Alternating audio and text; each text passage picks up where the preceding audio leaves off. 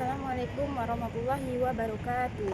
Halo semua, perkenalkan nama saya Eva Wulandari. Saya mahasiswa semester 5, kelas 5E, Program Studi Pendidikan Agama Islam, Fakultas Tarbiyah dan Ilmu Keguruan, Institut Agama Islam Negeri Pontianak. Pada video kali ini, saya akan membahas mengenai pendidikan inklusif dengan tema implementasi dan makna pendidikan inklusif di sekolah untuk memenuhi tugas ujian tengah semester pada mata kuliah pendidikan inklusif. Ada 4 hal yang akan saya bahas. Yang pertama, pengantar pendidikan inklusif. Yang kedua, sekolah inklusif. Yang ketiga, model dan kolaborasi pendidikan inklusif. Dan yang keempat, implementasi pendidikan inklusif di sekolah. Mari kita simak penjelasannya. Pembahasan yang pertama mengenai pengantar pendidikan inklusif, di mana pengantar pendidikan inklusif ini terdapat 4 hal. Yang pertama, pengertian pendidikan inklusif. Menurut Sofwan Sepin dan Sunardi dalam Yawati dan kawan-kawan 2023, pendidikan inklusif ini adalah suatu sistem layanan pendidikan khusus yang mewajibkan semua anak berkebutuhan khusus yang bersekolah di lingkungan sekitar untuk dididik di kelas bersama teman-temannya. Pengantar pendidikan inklusif yang kedua yaitu sejarah pendidikan inklusif. Menurut Fauzan dan kawan-kawan 2021 dalam Zahara dan kawan-kawan 2024, sejarah pendidikan inklusif berawal dari penelitian para pakar pendidikan khusus yang dikirim oleh Presiden Kennedy pada tahun 1960 ke Swedia, Denmark, dan Norwegia untuk mempelajari lingkungan pendidikan yang paling tidak membatasi dan cocok diterapkan di Amerika Serikat. Di Inggris, sistem pendidikan inklusif mulai diterapkan pada tahun 1991 dengan mengubah model pendidikan anak berkebutuhan khusus dari segregasi menjadi inklusi.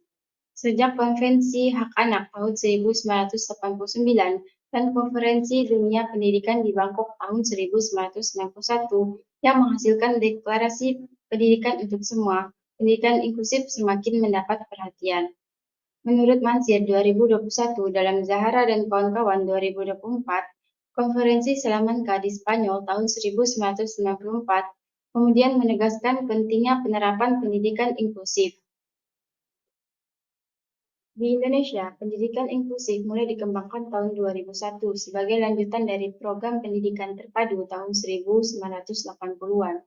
Indonesia juga menjadi tuan rumah Konferensi Nasional di Bandung tahun 2004 yang menghasilkan Deklarasi Bandung, serta Simposium Internasional di Bukit Tinggi tahun 2005 yang melahirkan Rekomendasi Bukit Tinggi tentang pentingnya kesempatan belajar yang sama bagi semua anak.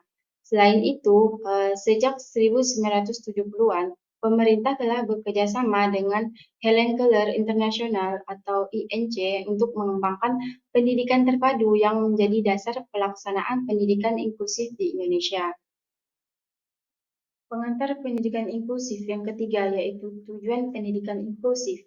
Menurut Solawati 2019 dalam Kinanti dan kawan-kawan 2024, tujuan pendidikan inklusif adalah memberikan kesempatan yang seluas-luasnya kepada semua siswa yang memiliki kelainan fisik, emosional, mental, ataupun sosial yang memiliki bakat istimewa dan potensi kecerdasan dalam bidang akademik maupun non-akademik untuk memperoleh pendidikan yang berkualitas sesuai dengan kemampuan dan kebutuhan mereka. Menciptakan sistem pendidikan yang menghargai keanekaragaman dan toleransi antara siswa dan guru. Pengantar inklusif yang keempat yaitu manfaat pendidikan inklusif.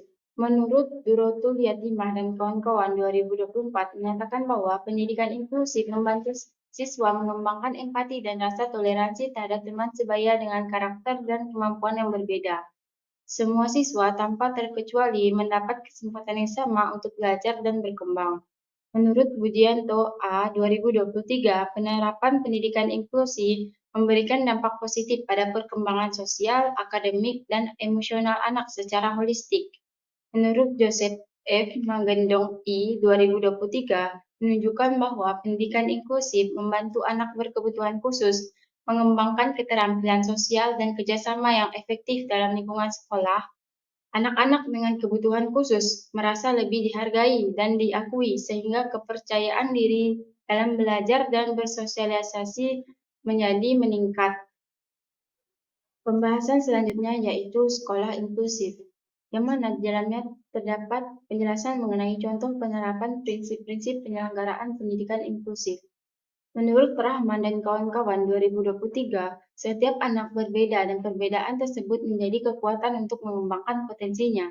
Kunci utama prinsip penyelenggaraan pendidikan inklusif adalah bahwa semua anak tanpa terkecuali dapat belajar.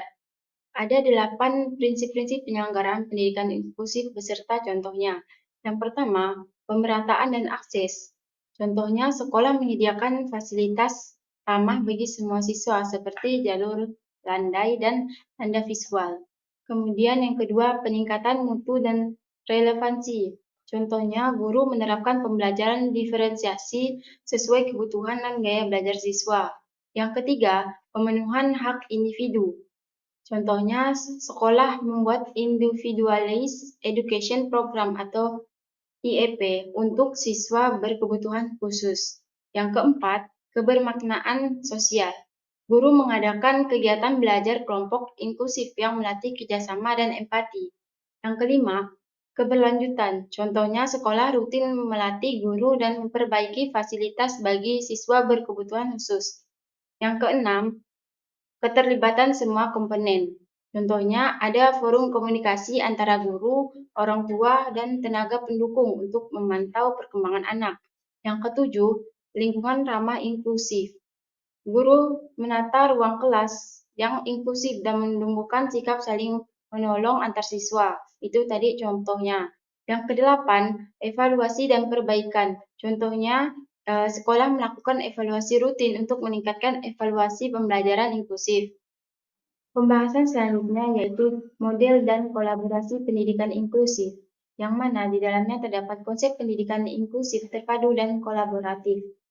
Model kelas inklusi terpadu menurut Zegade dan kawan-kawan 2025 menegaskan peran guru dalam menciptakan lingkungan belajar yang mendukung semua siswa secara bersama-sama tanpa memisahkan siswa berkebutuhan khusus.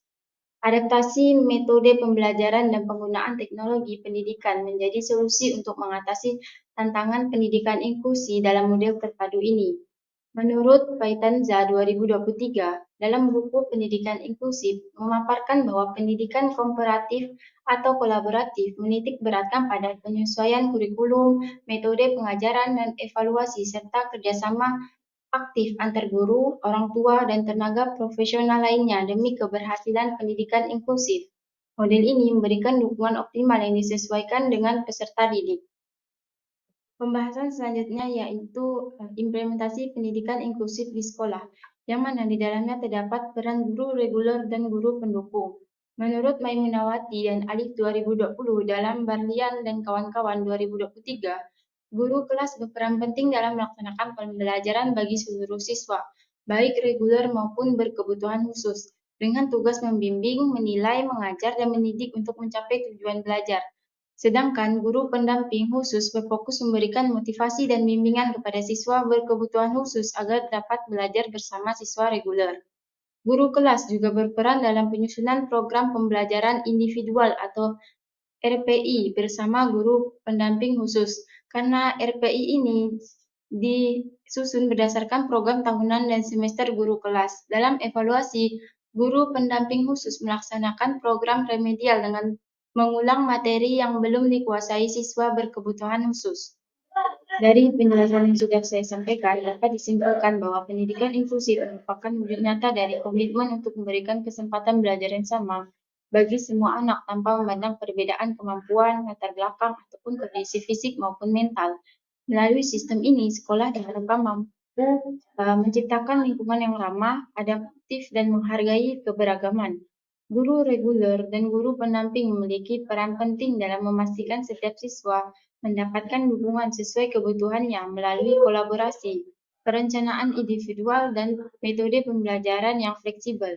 Dengan penerapan prinsip-prinsip inklusif seperti pemerataan akses, pemenuhan kebutuhan individu, dan evaluasi berkelanjutan, serta yang lain-lain, pendidikan inklusif ini dapat meningkatkan empati, toleransi, serta kualitas pembelajaran bagi seluruh peserta didik. Sekian penyampaian materi dari saya mengenai implementasi dan makna pendidikan inklusif di sekolah. Apabila ada salah kata dalam penyampaian saya mohon maaf. Semoga apa yang saya sampaikan bermanfaat. Wassalamualaikum warahmatullahi wabarakatuh.